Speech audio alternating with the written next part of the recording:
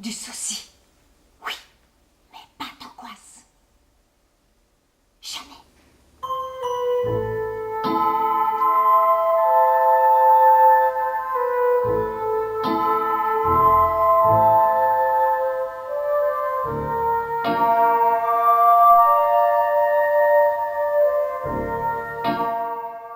Chaque fois que nous racontons cette histoire, ma sœur et moi, notre mère se tient ailleurs différemment. Hélène voit distinctement cette scène. Nous à la cour et maman au jardin. Comme nous avons vieilli, pensais-je.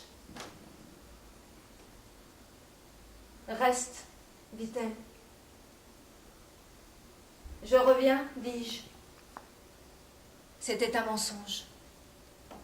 Je voulais fuir. Je vais seulement chercher des roses pour toi, dis-je. Comme on ment aux vieux et aux enfants. On les trompe pour les empêcher d'éclater en sanglots. On leur dit « je reviens tout de suite » pour les empêcher de nous suivre. Je m'éloignais. « Je reviens tout de suite » dis-je, et je pensais. Je ne reviendrai pas. Je veux fuir toute cette scène où j'assiste sans arrêt à ma propre disparition. Elle pense que qui perd, perd, et qui meurt, meurt.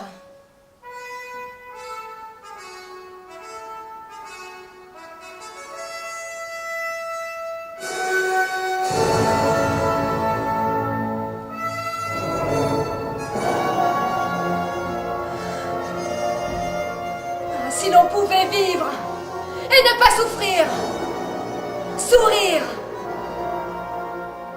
aimer sans désirer.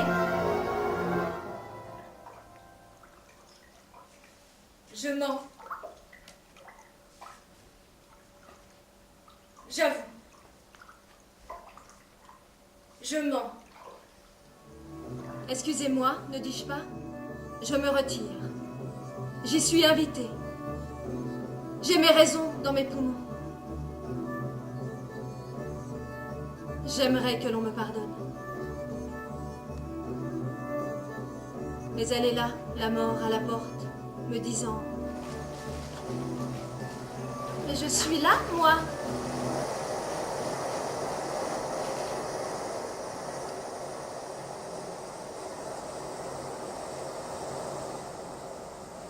Au cimetière, je me sentais toujours un peu trahie. Je ne pense pas que c'était indispensable, cette mort.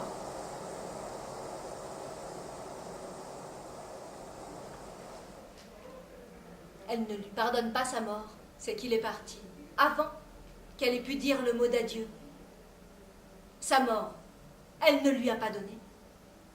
Il l'a prise, emportant dans son reflux l'adieu, le pardon. Il lui laissa seulement la vie.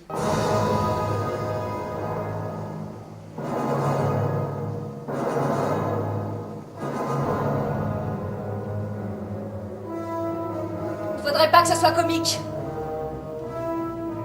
Ce serait tragique. Si c'était comique, ce serait tragique.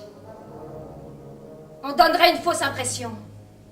L'amour nous revient. Il nous rattrape déjà. Un peu mort, errant, intimidé. Sur l'étroite bande sableuse qui se souvient encore.